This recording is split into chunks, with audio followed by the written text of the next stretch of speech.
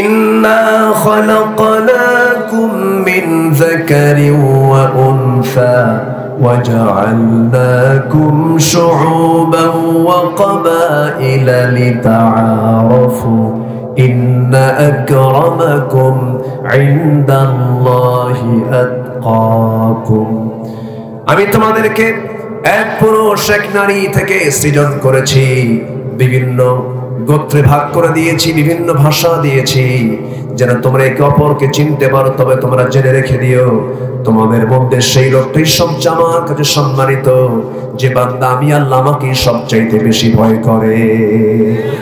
জোরে বলে সুবহানাল্লাহ। তার সম্মান মর্যাদা যদি আমরা আল্লাহর কাছে পেতে চাই, আনতে হবে ঈমান। আর ঈমানের পথে এক নাম্বার বাধা হলো শিরক। কোথাও সেজদা দেওয়া যাবে না, কারো কাছে চাওয়া যাবে না।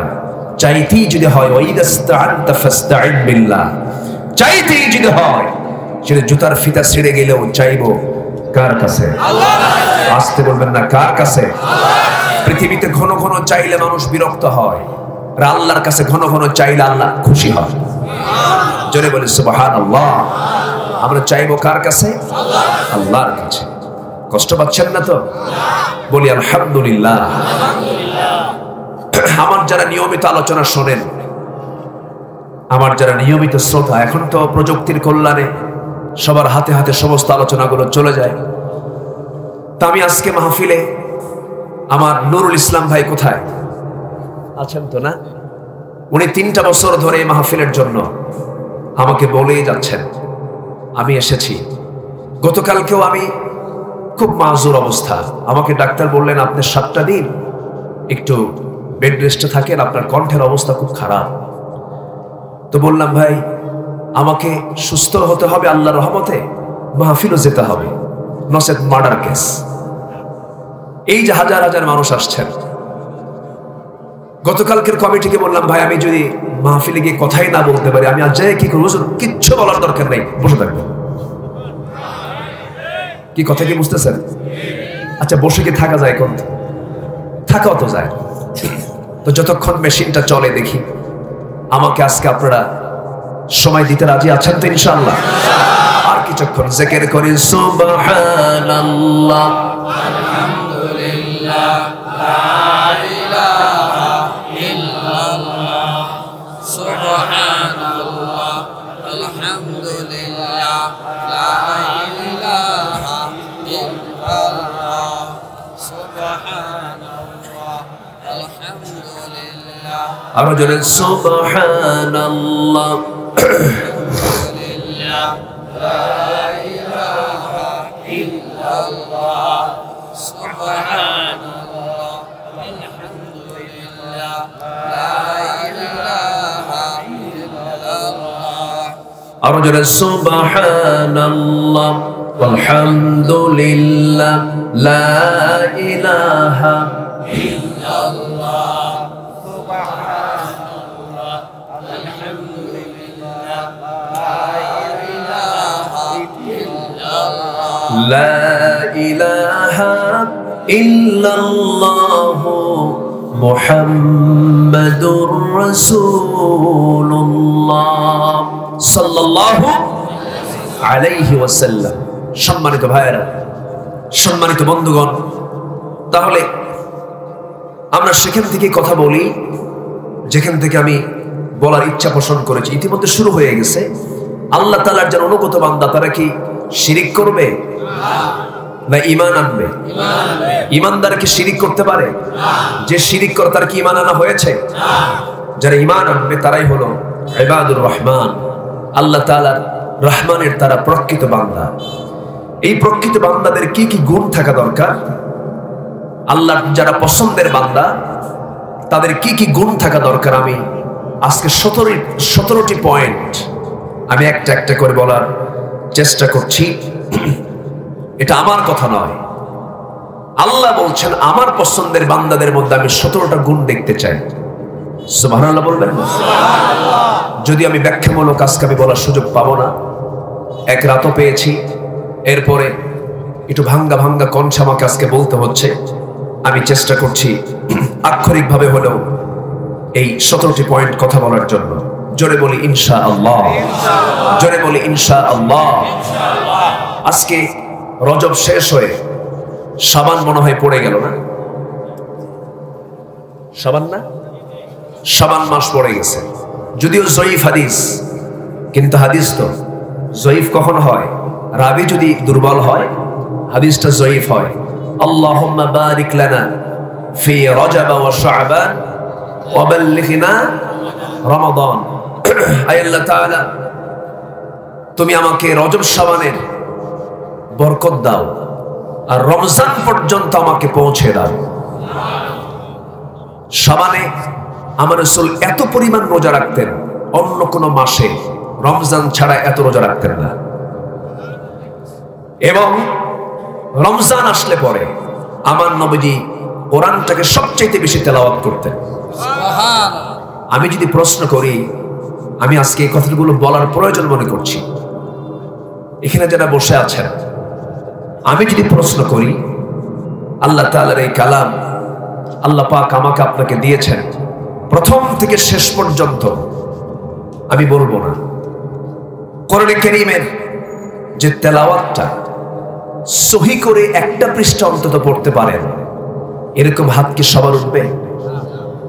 আসতে বলবেন না, উঠবে? এটা কি আমাদের সফলতা না ব্যর্থতা? আসতে বলবেন না, সফলতা না ব্যর্থতা? কেমন ব্যর্থতা? চরম। একজন বলেছেন চরম। কোরআন আমার আপনার জন্য সুপারিশ করবে। আল কোরআন হুজ্জাতুল লাক আও আলাইক। কোরআন তোমার পক্ষে রায় দেবে অথবা বিপক্ষে রায় দেবে। কোরআন পড়তেই পারি না, বলেন তো কোরআন কি পক্ষে কথা বলবে? তাহলে কেমন হলো? আমি একটা কাজ দেব আপনাদেরকে, যারা কোরআনটাকে পড়তে পারি না, আজকের এই মাহফিল থেকে সিদ্ধান্ত নেব আগামী রমজান পর্যন্ত কোরআনটাকে সহি করে আমাকে শিখতেই হবে। এমন সিদ্ধান্ত কি নেওয়া যায়? আসতে বলবেন না, সিদ্ধান্ত কি নেওয়া যায়? চাচা সবই বোঝে, কোরআন বোঝে না, এরকম চাচা বহু আছে না? আছে। বয়স 60 বছর, বড় হয়ে গেছে। চাচা কোরআন পড়েন? বাবা মুখে আসে না। কিন্তু চাচাকে যদি বলা হয়, চাচা কালিয়াকৈরের পৌরসভার সামনে আপনার 10% জায়গা আছে, ওটার দাগ নাম্বার কত? কি 93? ওটা মনে আছে, সিএস মনে আছে, আরএস মনে আছে। গাজীপুরের কোর্টের বারান্দায় সকাল বিকাল ঘুরে সপ্তাহে 2-3 দিন, চাচা কোনো ক্লান্তি নেই। কিন্তু যখন বলা হয়, চাচা আপনি কোর্টের বারান্দায় ঘোরাফেরা করেন কেন? বলে যে বাবাজি আমার 10 বিঘা জমির মামলা চলে, এই মামলার কিছু আইন কানুন আছে, মাঝে মাঝে উকিলই বোঝে না, উকিলকে একটু বোঝায় দেয়।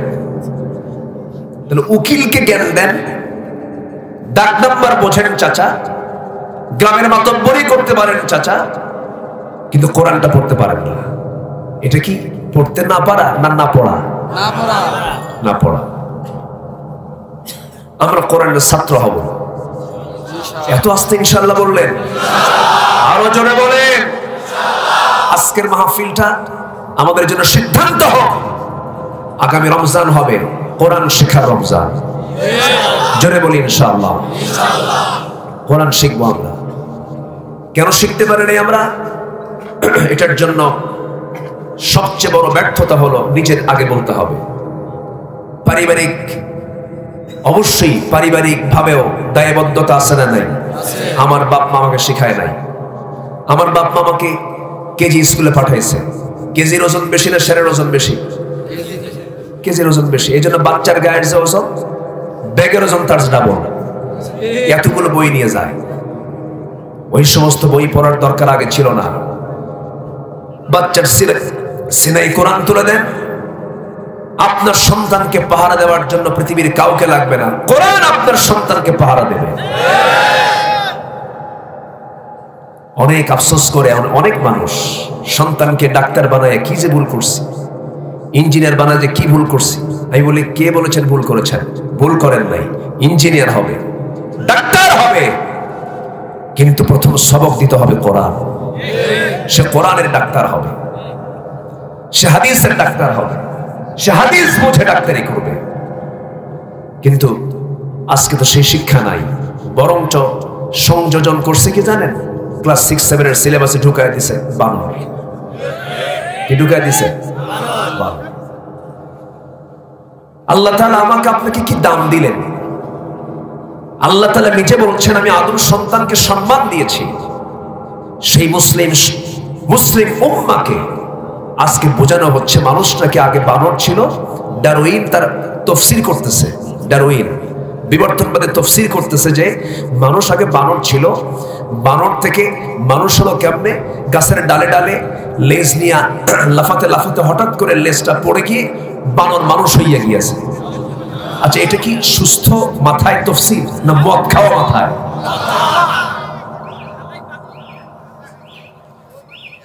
বানরের বংশধরদের কাছ থেকে আদম সন্তানদের শিক্ষা নেবার কিছু নাই। ওই সমস্ত নাস্তিক মুরতাদদের বিরুদ্ধে মোকাবেলা করার দরকার আছে না নাই? রাজি আছেন কারা কারা? হাত উঁচু করে দেখান।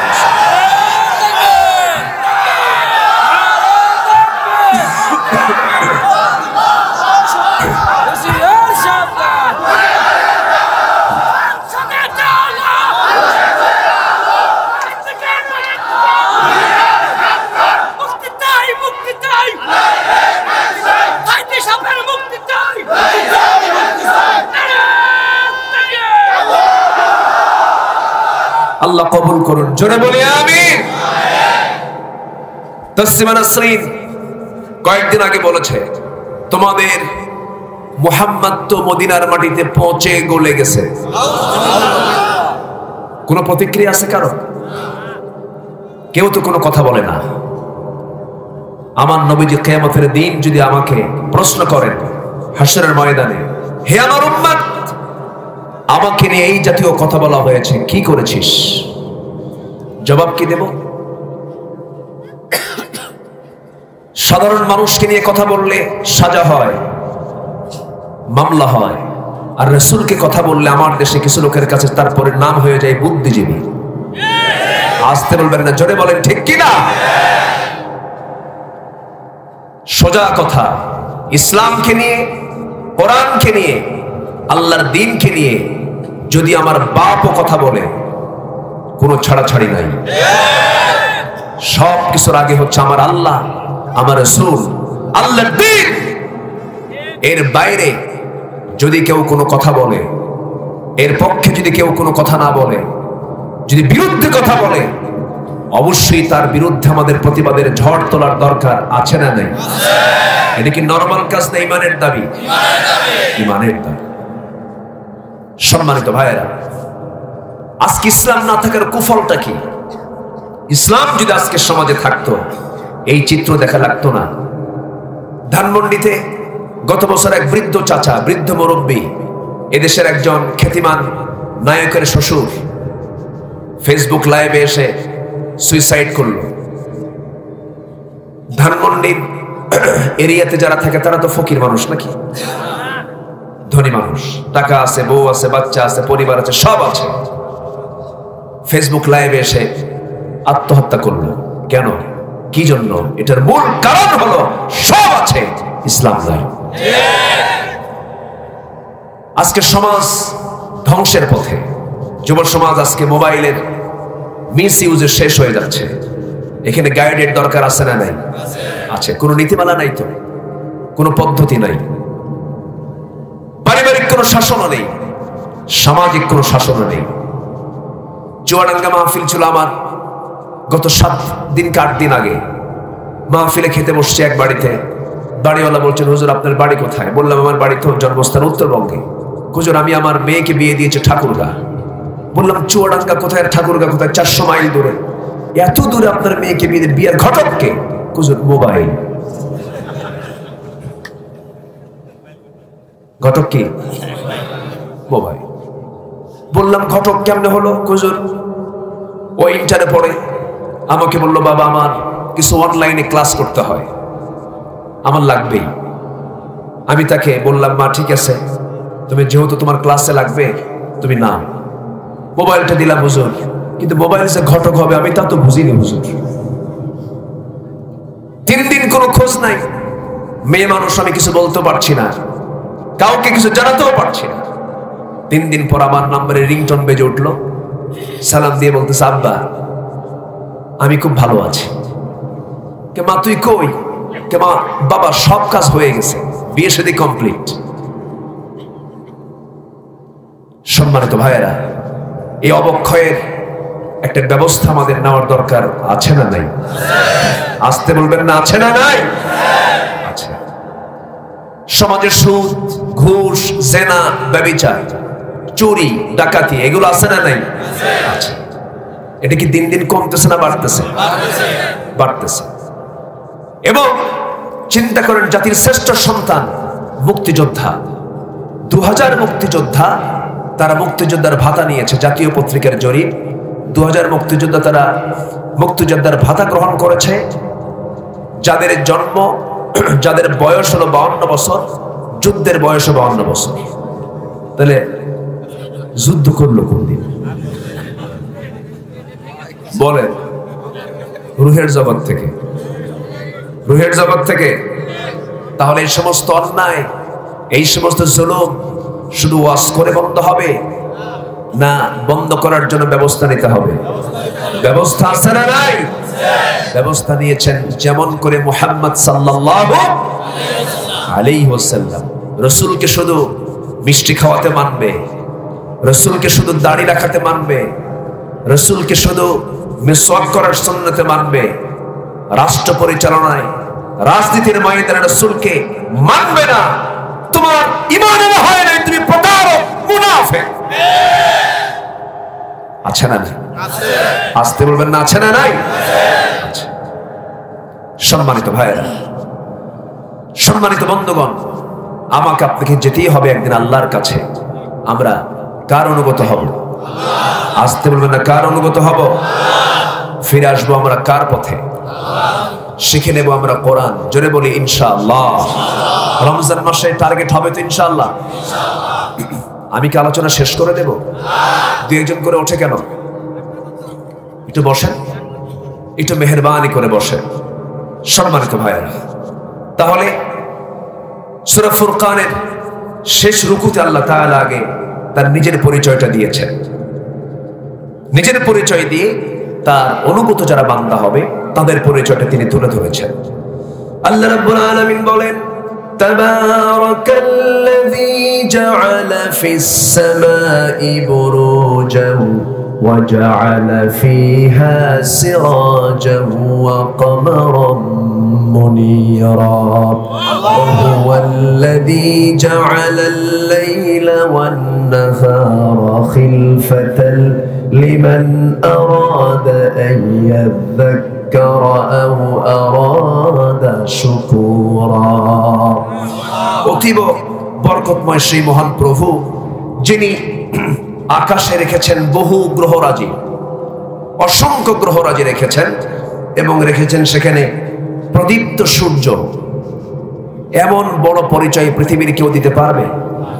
আসতে বলবেন না, পারবে?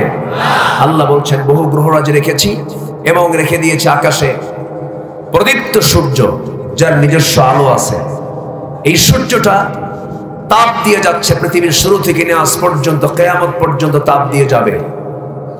এই সূর্যের যে তাপ, কখনো কি ভিজা ভিজা মনে হয়েছে?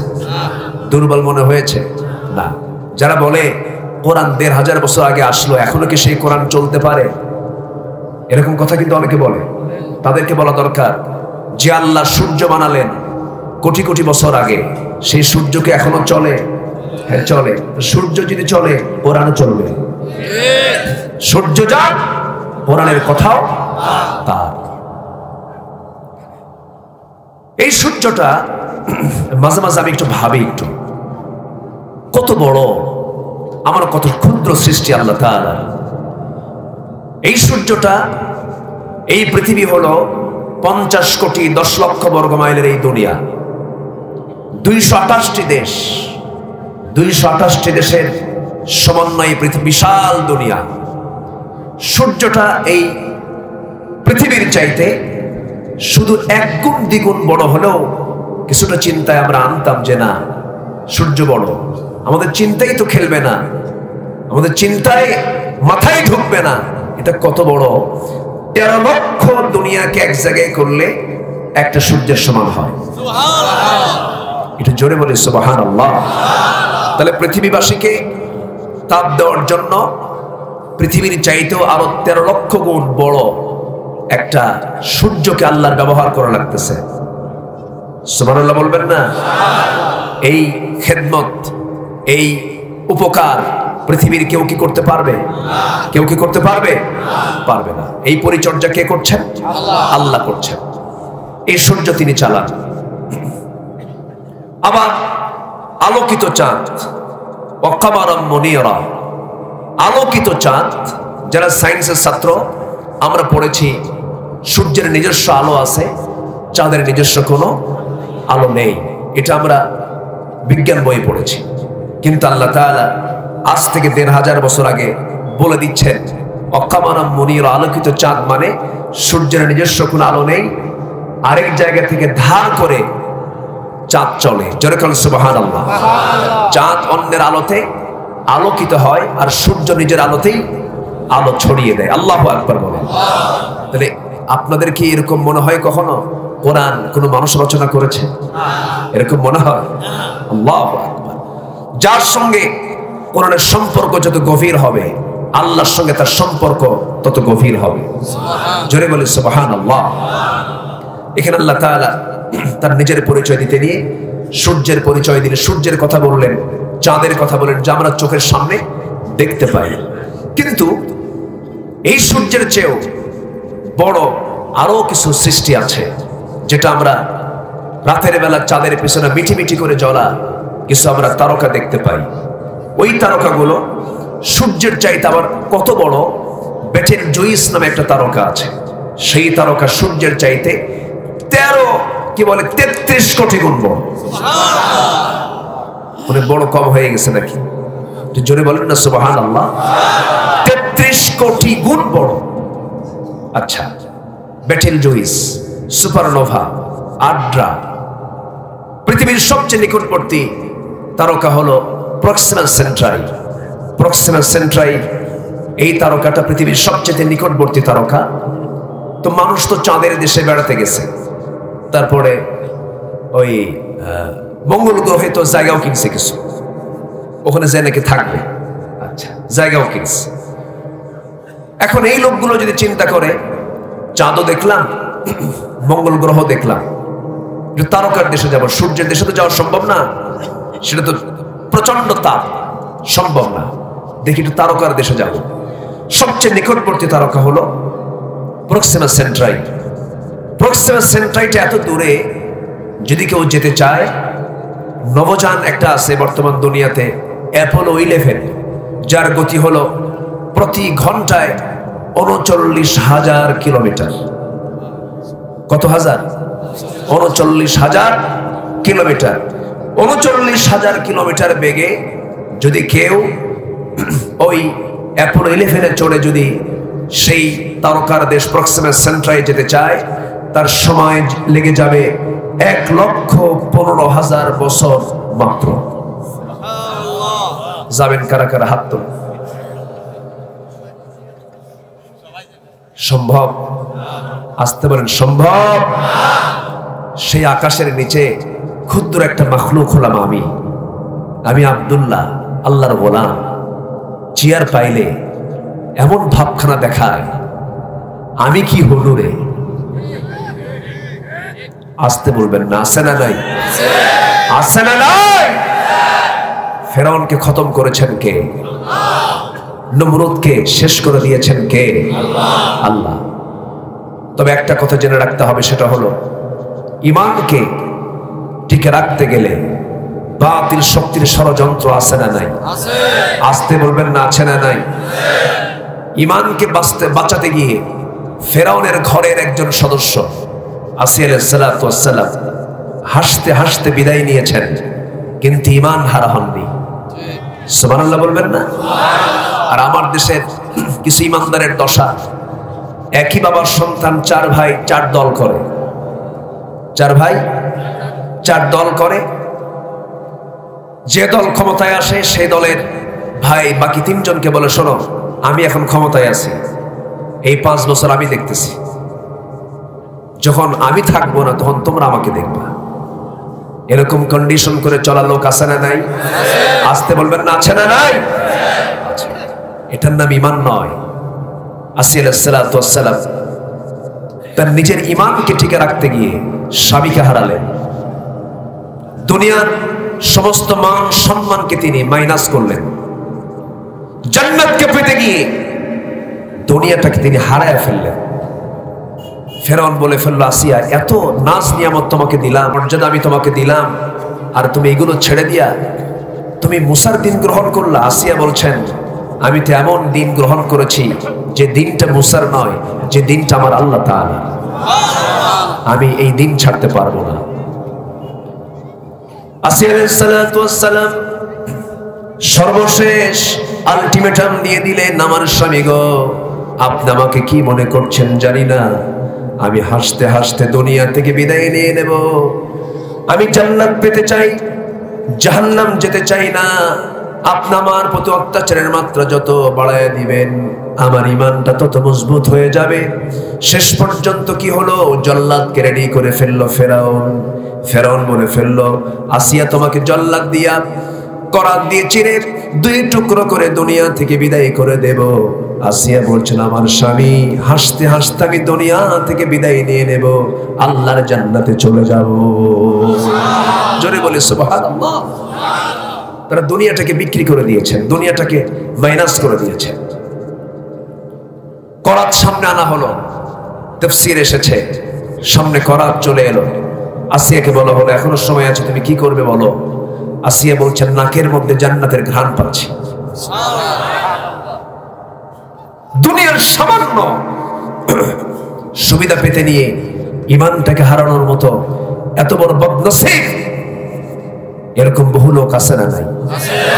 দরকার নাই, আমার ঈমানটাকে আগে বাঁচাতে হবে। আল্লাহ আমাদেরকে বাঁচানোর তৌফিক দান করুন, জোরে বলি আমিন। আসিয়া আলাইহিস সালাতু ওয়াস সালাম যখন মারা যাবেন, যখন একদম কাছে যখন করাত এনেছে, ইবনে কাসির সহ অধিকাংশ তাফসীর এসেছে, সেই সময় তিনি একটা দোয়া করেছেন। সেই দোয়া আল্লাহ তাআলা আবার কোরআনে কারীমের মধ্যে তুলে দিয়েছেন। সুবহানাল্লাহ। তিনি দোয়াটা করেছেন, রব্বি বিনিলি ইনদাকা বাইতান ফিল জান্নাহ ওয়া নাজ্জিনি মিন ফিরআউনা ওয়া আমালিহি। আল্লাহ তাআলা, আমি তো দুনিয়া থেকে বিদায় নিয়ে নেব, তবে তোমার কাছে আমি ফরিয়াদ করছি, আমি যদি দুনিয়া থেকে বিদায় নেই, শহীদি যদি হয়ে যায়, তুমি আমার জন্য একটা ঘর দিয়ে দিবা। সেই ঘরটা যেন দূরে কোথাও না হয়, একটা ঘর যেন হয়, সেই ঘরটা যেন তোমার ঘরের সঙ্গে, তোমার ঘরের দেওয়ালের সাথে যেন ছোট্ট একটা ঘর হয়। আল্লাহু আকবার। তোমার ঘরের দেওয়ালের সাথে যেন আমার একটা ঘর হয়। কি পরিমাণ আল্লাহকে কাছে টানলে পরে এই দোয়াটা করা যায়। আমরা সবচেয়ে কাছে টানবো আমার মাবুদ কাকে? সবাই কি 5 ওয়াক্ত নামাজ পড়তে রাজি আছি? সবাই কি 5 ওয়াক্ত নামাজ পড়তে রাজি আছি? একটু হাত তুলে দেখেন তো দেখি।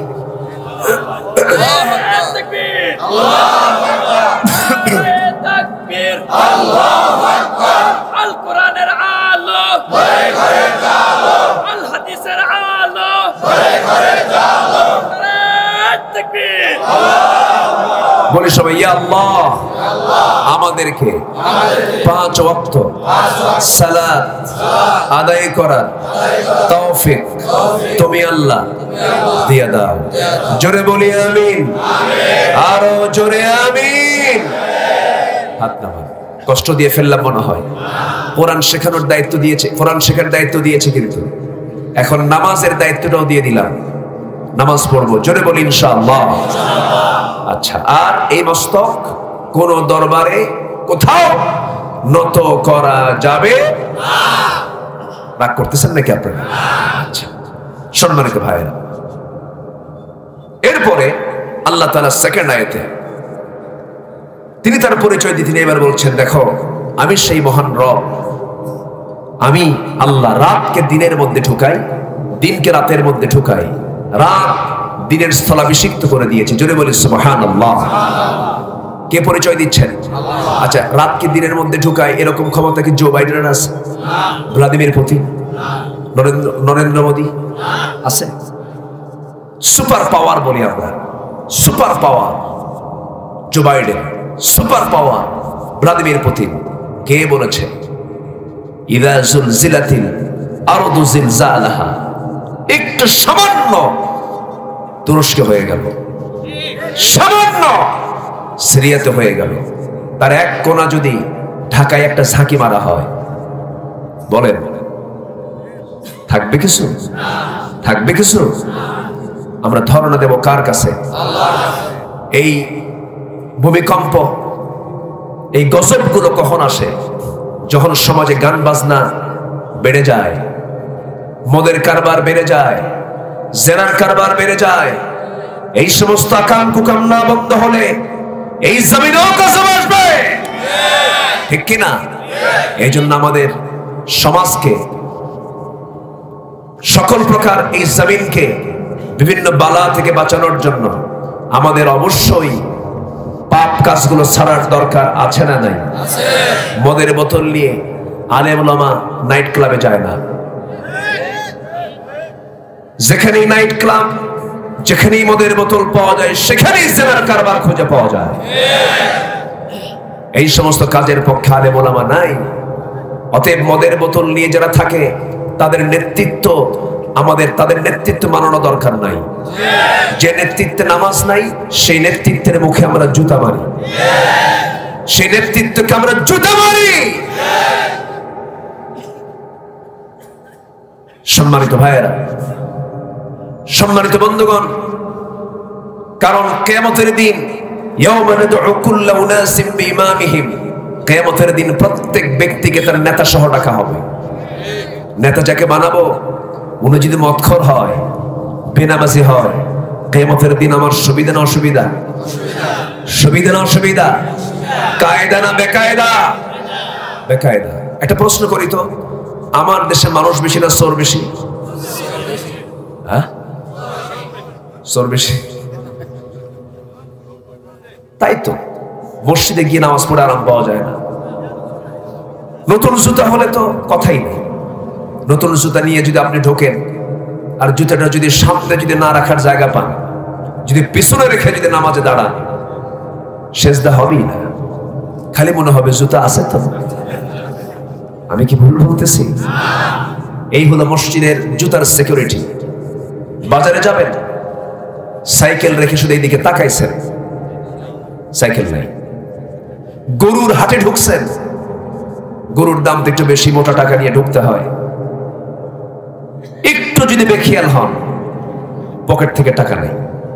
পাবলিক বাসে ঢাকা যাবেন, নাটিয়ার পাড়া মোড়ে উঠবেন, এক পকেটে মোবাইল, আরেক পকেটে টাকা, দুই পকেটে হাত দিও, তারপরও লা ইলাহা ইল্লা আনতা সুবহানাকা ইন্নী কুনতু মিনাজ জালিমিন। আছে তো আমার মোবাইল, টাকা। আমি কি ভুল বলতেছি? তাহলে আমার দেশে মানুষ বেশি না চোর বেশি? আচ্ছা, নামাজি বেশি না বেনামাজি বেশি? যে নামাজ পড়ে না সে কি ছোটখাটো চোর? হ্যাঁ বলেন, ছোটখাটো চোর না বড় চোর? বড় চোর। সম্মানিত ভাইয়েরা, আমরা নামাজটা পড়ব, জোরে বলি ইনশাআল্লাহ, আর জোরে বলি ইনশাআল্লাহ। নামাজ আমরা কেউ ছেড়ে দেব? তাহলে নামাজের ওয়াদা হলো ইনশাআল্লাহ, বলি ইনশাআল্লাহ। কোরআন শেখার প্ল্যান হলো, জোরে বলি ইনশাআল্লাহ। অন্যের প্রতিবাদ করার মতো ইমানি চেতনা আমরা জাগ্রত করব, জোরে বলি ইনশাআল্লাহ। সম্মানিত ভাইয়েরা, আল্লাহর পরিচয় পর্ব শেষ করে আল্লাহ তাআলা এবার বান্দার পরিচয় পর্ব দিচ্ছেন 17টা। আমি এক কথায় এক লাইন করে আমি বলে যাব। আমি সবার কাছে ছুটি চাচ্ছি কেন জানেন? আমি এটা বলে যাচ্ছি, আমি কোনো মাহফিলে এমন করে বলি না কখনো। আজকে আমি আলোচনার পরিপূর্ণ খোরাক আমি দিতে পারিনি। কেন জানেন? আমি টান দিতে গেলেই আমি নিয়ন্ত্রণ হারিয়ে ফেলছি। একটু কাটা কাটা কথা আমাকে বলতে হচ্ছে। আপনারা ভালোবাসেন বিধায়, মোহাব্বত করেন বিধায় বসে আছেন, আলহামদুলিল্লাহ, জোরে বলি আলহামদুলিল্লাহ। সম্মানিত ভাইয়েরা, সম্মানিত বন্ধুগণ, রহমানের যারা বান্দা তাদের এক নম্বর গুণ হবে তারা অহংকারী হবে না বিনয়ী হবে? আচ্ছা, অহংকার কিন্তু বহু আছে, যেরকম ক্ষমতার অহংকার, আছে না? কিছু হলেই বলে থানায় কি ফোন দেব, আছে? আসতে বলে, আছে না নাই? আবার বলে বেশি কিছু করলে কিন্তু খাইয়া ফেলাবো, আছে না নাই? যারা বিনয়ী বান্দা তারা কেমন করে কথা বলে? তাদের কথা হবে উগ্র না নম্র? উগ্র না নম্র? আল্লাহর যারা অনুগত বান্দা তাদের কথা কখনো উগ্র হবে না, নম্র হবে। আল্লাহ রাব্বুল আলামিন সুন্দর করে বলছেন, ওয়াইবাদুর রাহমানিল্লাযীনা ইয়ামশুনা আলাল আরদি হাওনা وَإِذَا خَاطَبَهُمُ الْجَاهِلُونَ قَالُوا سَلَامًا وَالَّذِينَ يَبِيتُونَ لِرَبِّهِمْ سُجَّدًا وَقِيَامًا وَالَّذِينَ يَقُولُونَ رَبَّنَا اصْرِفْ عَنَّا عَذَابَ جَهَنَّمَ إِنَّ عَذَابَهَا কানা গরামা। জোরে বলি আল্লাহু আকবার। রহমানের যারা বান্দা, এক নম্বর তারা বিনয়ী হবে। নাম্বার 2 তারা হবে কেমন?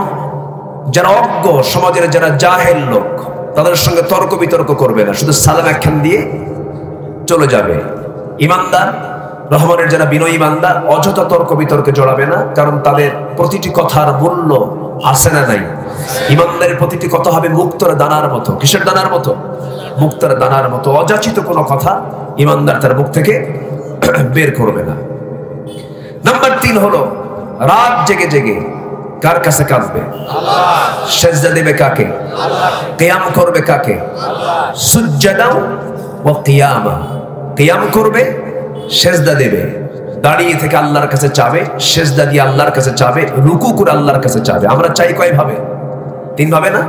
কি? দাঁড়ায় থেকে, রুকু থেকে, সেজদা থেকে। আল্লাহু আকবার বলো। আমরা আল্লাহর কাছে চাবো, আল্লাহ তাআলা এই কথাগুলো বলছেন। আচ্ছা, নাম্বার 4 হলো জাহান্নাম থেকে বাঁচার জন্য আকুতি করা। এটা হচ্ছে ঈমানদার বান্দাদের একটা অন্যতম বৈশিষ্ট্য। সর্বক্ষণিক তার চিন্তা একটাই থাকবে, আল্লাহ জাহান্নাম থেকে তুমি আমাকে নাজাত দাও। নাম্বার 5 হলো অপচয় না করা। অপচয় আল্লাহর কাছে খুব জঘন্য একটা অপরাধ। ওয়াল্লাযীনা ইযা আনফাকু লাম ইউসরিফু ওয়া লাম ইয়াকতুরু ওয়া কানা বাইনা যালিকা কাওয়ামা। অপচয় করবে না, তাহলে তার কি হবে? আল্লাহ তাআলা এরপরে বলছেন সে মিতব্যয়ী হবে। নাম্বার 6 সে মিতব্যয়ী হবে। নাম্বার 7 হলো সে কাউকে ডাকবে না। কাকে ছাড়া? কারো কাছে চাবে না। কে ছাড়া? আল্লাহ ছাড়া। লা ইয়াদউনা মা'আল্লাহি ইলাহান আখার।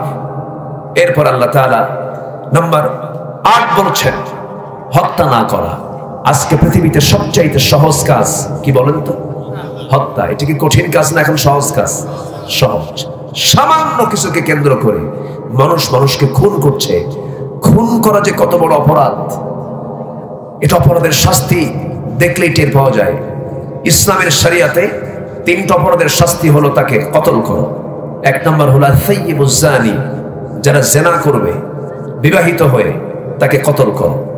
নাম্বার 2 হলো কতলুন নফস, কোনো মানুষকে যদি কেউ হত্যা করে তাকে হত্যা করে ফেলো। নাম্বার 3 হলো যদি কেউ আল্লাহর দ্বীন থেকে মুরতাদ হয়ে বের হয়ে যায় তাকে শেষ করে দাও। এই 3টা শরীয়তে চূড়ান্ত শাস্তি কে দিয়েছেন? আসতে বলবেন না কে দিয়েছেন?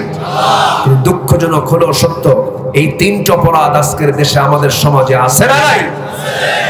কিন্তু তার কি কোনো শাস্তি আছে? নাই। সম্মানিত ভাইয়েরা, নাম্বার 9 হলো জিনা করা। নাম্বার 10 হলো তওবা করা। যারা তওবা করে আল্লাহর কাছে, আল্লাহ তাআলা বান্দাকে বলেন, বান্দা তুই আমার কাছে হেঁটে হেঁটে আসিস, আমি তোর দিকে দৌড়া দৌড়া যাই।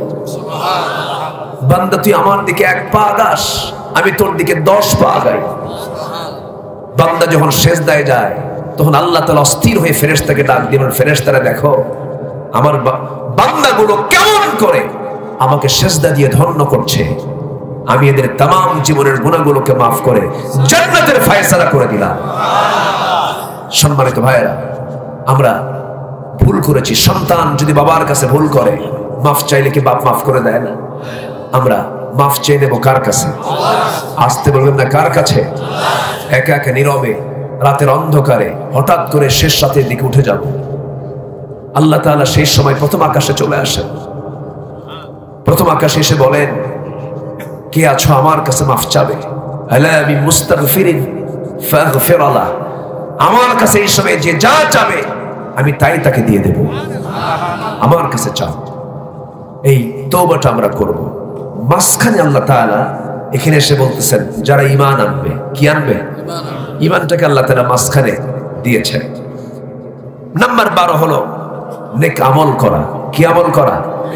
বনের সম্পত্তি মেরে খাওয়া, এটা কি নেক আমল? ইতিমের মাল মেরে খাওয়া নেক আমল? এগুলো কি সমাজে আছে না? আসতে বলেন, আছে না? নাই? আছে। ম্যাক্সিমাম ফ্যামিলিতে এই বড় একটা অপরাধ, একদম ওপেন বিষয়। ভাইয়েরা বোনদের সম্পত্তি বুঝে দিতে চায় না, 16 আনা দিতে চায় না। এটা শুধু অন্যায় নয়, জাহান্নামে যাওয়ার একটা অন্যতম কারণ হয়ে যাবে কিয়ামতের দিন। বোন যা পাবে, যেদিন মারা গেছে বাপ, তার পরের দিন উচিত যেদিন ভাইয়েরা নিয়েছে সেদিন বোনদেরকে বুঝিয়ে দেওয়া। কিন্তু এটা কি আছে? আসতে বলবেন না আছে? আবার এমন কিছু বদমাইশ বাপ আছে, হজ করছে 3 বার, ট্রিপল হাজি। কি হাজি বলেন? ট্রিপল হাজি। 3 মেয়ের যে সম্পত্তি এক ছেলেকে লিখে দিয়ে হজে যায়। ওটা কি হাজি না পাজি? কত ওর হজের কোনো দাম আছে? দাম নেই। যারা মেয়ের সম্পত্তি ছেলেকে লিখে দেয় তারা জাহান্নামী। তারা কি বলেন? জাহান্নামী। এগুলো নেক আমল নয়। বোনকে সম্পত্তি বুঝায় দেয় না, 1 যুগ চলে যায়, 12 বছর চলে গেছে, বুঝায় দেয় না। শেষে বোন কিছু বলানোর সাহস পায় না, কারণ মান সম্মানের বিষয়। কেমনে বলি? ভাই বোনের গন্ডগোল। মাঝে মাঝে আমার ভাই চালাকি করে দাওয়াত টাওয়াত দেয়, নিয়ে আসে, বাড়িতে নিয়ে এসে দাওয়াত টাওয়াত খাওয়ায়, পাশে বসায় গল্প করে এক পর্যায়ে বলে, বোন তুমি তো অংশ পাও, তুমি তো পাওয়ার দাবিদার। তবে একটা কথা বলি, কি বোন রাগ করো না, অংশ নিলে কিন্তু ধ্বংস হয়। দেখছেন কি ওয়াজটা দিল? এটা কি রহমতের ওয়াজ না ধ্বংস হওয়ার ওয়াজ?